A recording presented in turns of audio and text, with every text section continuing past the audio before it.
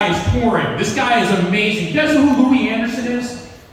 Big stand-up comedian. This guy features for him. He's done stand-up comedy in 22 states. I want you guys to make some noise. Get it going. Come on. Give it up for your next comic. Go, Polizzotti, everybody.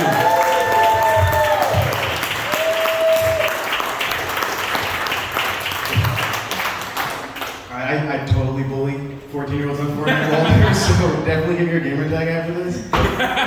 Oh my god, this is the least diverse crowd I've performed in front of, besides the last 45 times I've done New Jersey. What is going on? I was like, Englewood, yeah, I can do my hip-hop jokes. Not gonna happen tonight. Oh my god. Remind me, I was gonna do OnlyFans jokes. Not the crowd. You guys don't know what TikTok is. You guys are not gonna know what OnlyFans is. Alright, if you bully me enough right here, I'll maybe get to it. Oh my god. You guys really know who Louis is? Like, he was famous before I was alive. I hardly know who the guy is. But the check clears and he's nice, so alright? Oh man. Oh.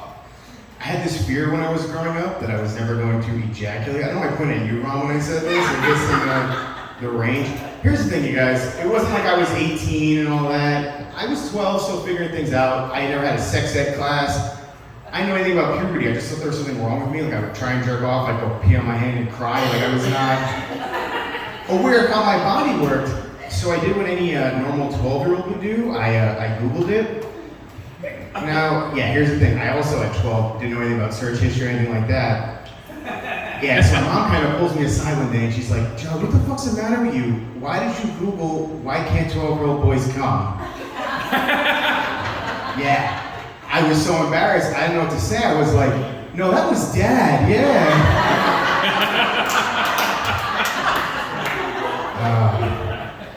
I feel bad about that because like every other comic here, I also live at home, you know what I mean? Can you cut that part from the tape? That'd be great.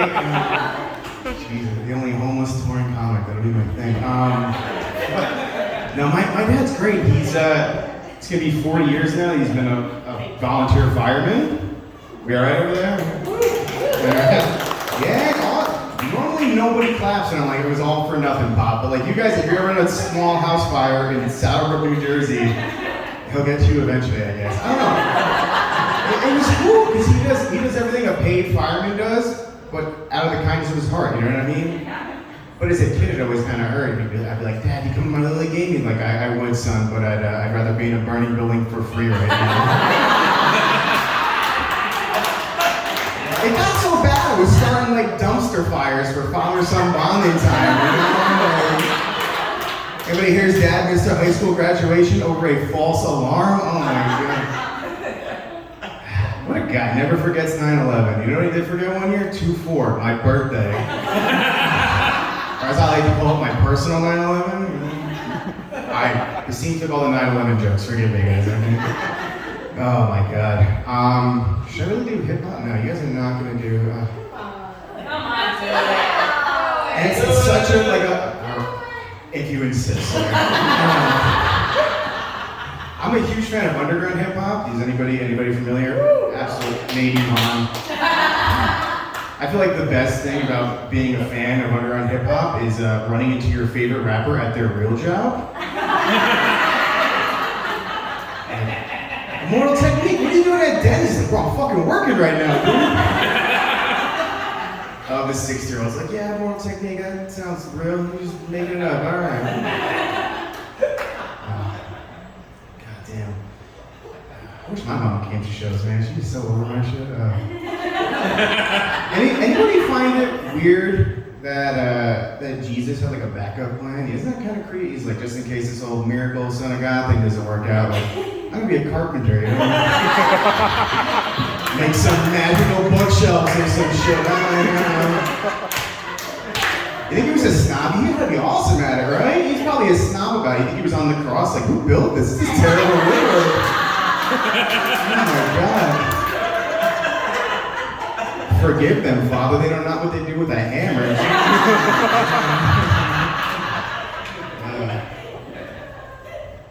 So OnlyFans, we're gonna do that one too? Why not? Now you guys bully me into talking about hip hop, which I don't want to do. Fucking peer pressure in Englewood, man. Jesus. I have to give my wallet, just my set list. Ugh, Jesus. Oh, man. You guys know what OnlyFans is? Yeah. The young people, yeah, no shit. This is for you. Okay. So, what you don't know, for the people who don't know what OnlyFans is, remember like Girls Gone, I used to do a Girls Gone Wild joke and OnlyFans like saved it because I wasn't doing like a 15-year-old joke now. Basically, people sell their nudes online through this site called OnlyFans. You guys are disgusted right now, but they She's like, these fucking millennial kids, man. Well, I just don't understand it. It never made sense to me because it'd be like, for $15 a month, you can see what's behind the blur. And I'm like, listen, I know what's behind the blur. It's a nipple, every time. Every single time. Like, it's never once not been a nipple. Like, if I paid $15 and it was like, oh my God, it's 4 seats to Lakers? This is the best thing ever, holy shit. But instead, it's a nipple. I'm like, all right, I like, this is the best thing ever. I don't know what it is about nipples, man. You just see nipples, like, my parents can both die in a car accident, in separate car accidents at the same time, and I'll just see nipples. I'm like, life's not so bad, you know? You guys bully me into that. What else should you guys bully me into? Any topics? Oh my God. I hate how fake progressive comedy is, you guys. Yeah, we're doing that. Put my foot down. Like, people are like, yeah, if you don't support gay marriage and doing drugs, get the fuck off the stage. But then I just so happen to work with a comedian that happens to be gay. And people are like, how'd you get that gig? Would you do coke off his dick, weirdo? Like, and first off, I would never do cocaine, you guys, okay? I'm just kidding. I don't want to, okay, relax. I don't want to lie to a group of strangers I'll never see again. I've done cocaine one time. 1.5. I tried it again a couple weeks later to make sure. I was like, maybe you just had a bad experience. And it's like, every experience is terrible when you're me. So basically, I'll tell you about the time I did cocaine, why not? Since we're here and I'm talking about things I don't want to, all right. Dude, I did cocaine with a stranger in a bathroom in a bar in Chicago, which is, I feel like, the way to do it. You know, dive in, right? And then I did the whitest thing you can ever do on cocaine. I immediately left the bar and called my mom to apologize. Now, fun story. I had a drug problem from the time I was like 16 to like a couple months ago. We're doing all right. Okay. Now here's the thing. I had the issue with a drug that's like not addicting at all. I just love to smoke weed. I would spend like $750 a month every month on weed, like a psycho. I'd smoke when I'd wake up, at work, all that. Okay. So I call my mom like, hey, I just want to let you know I did cocaine. And she goes, oh my God, thank God. I thought you were going to tell me you smoked pot.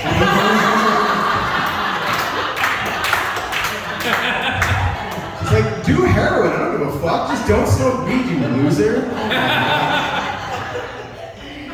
Maybe I'll get another shot. Anybody here? No.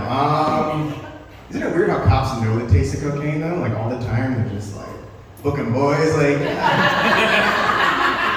Like, is there coke tasting day at the academy? Like, you know what I mean? Like, I would sign me up. Like, hey, before we work with the firearms, line up, boys. All right? Like, Jesus Christ. How am I doing, Walter? How much time I got? Good. Well, good times. Okay. How much? All right. Cool.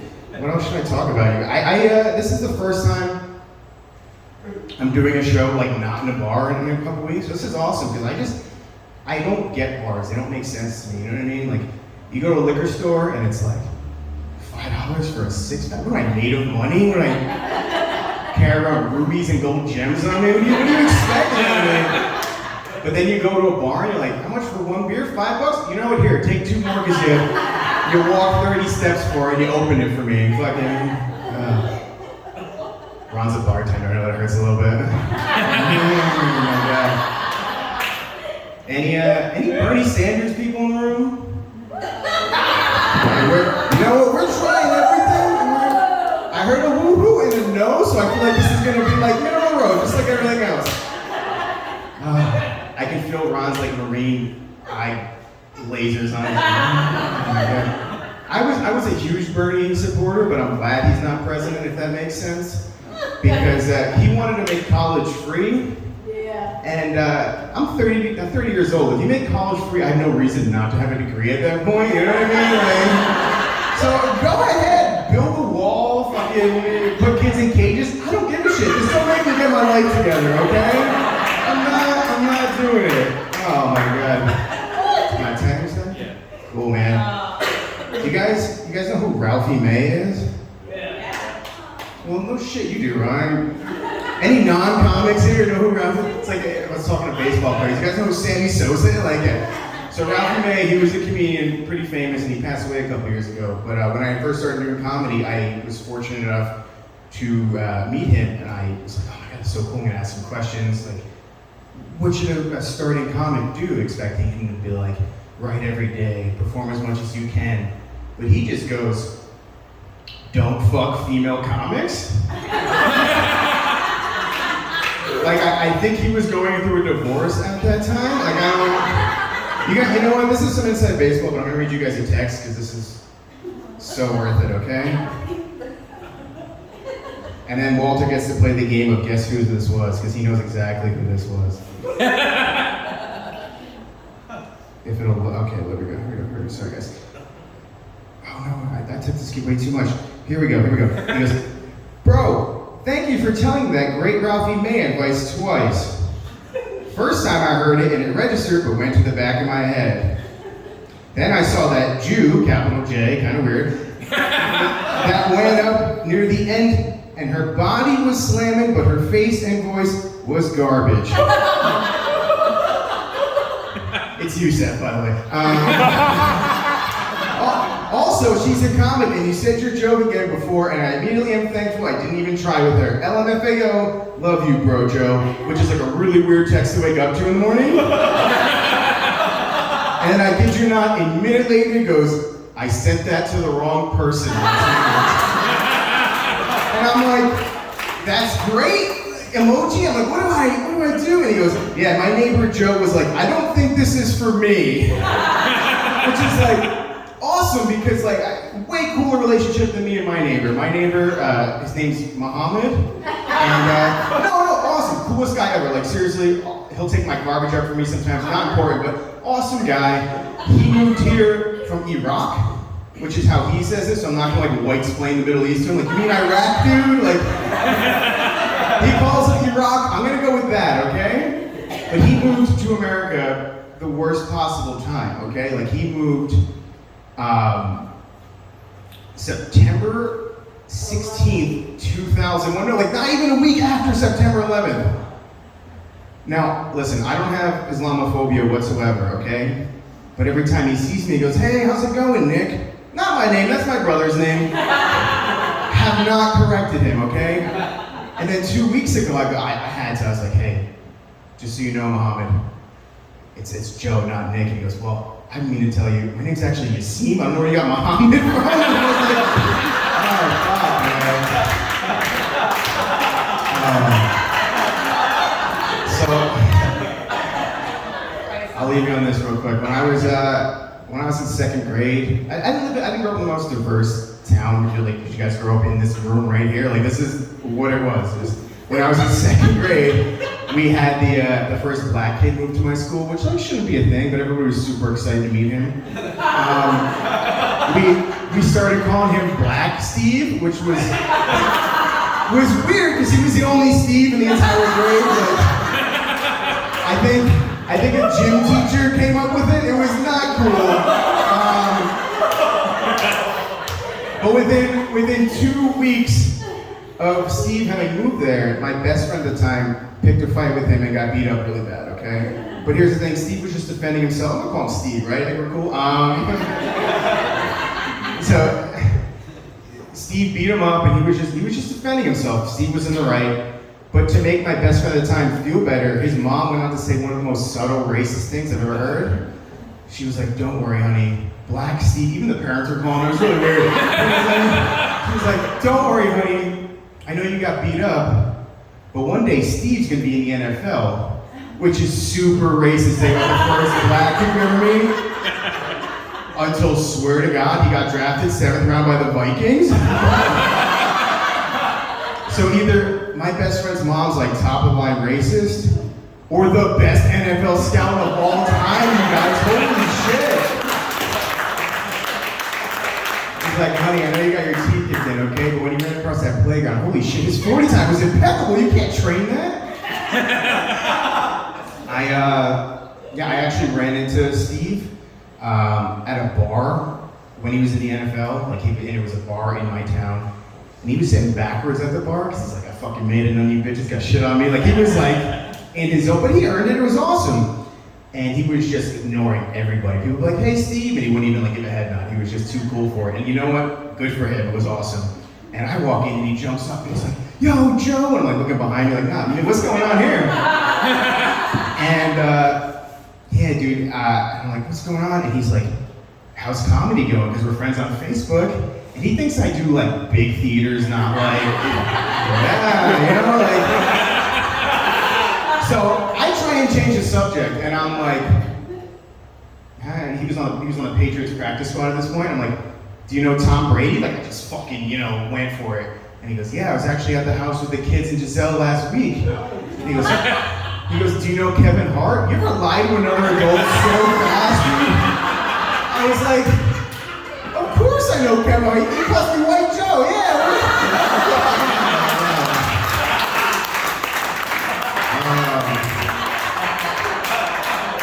And then, last Black Steve, so I only have 3 of them, it's not like me and him going on. So right at the beginning of the pandemic, I run into him at the school this all started. Not a big town, not that crazy. He was in the XFL, he was trained to get back in the NFL. And I was there buying weed, like totally different lives, like totally different.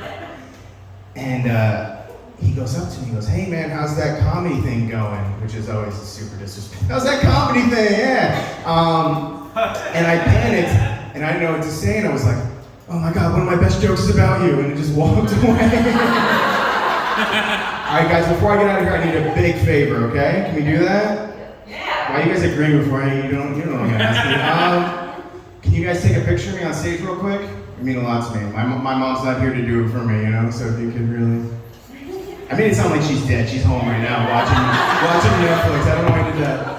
But I just like stage shots, you know what I mean? It's cool. All my high school friends think I'm thriving. And I will literally give you my number right now on stage, and just don't be weird about it. All right? 551. Was I only 2 cell phones funny? I feel like there should be at least 4, okay? I don't know.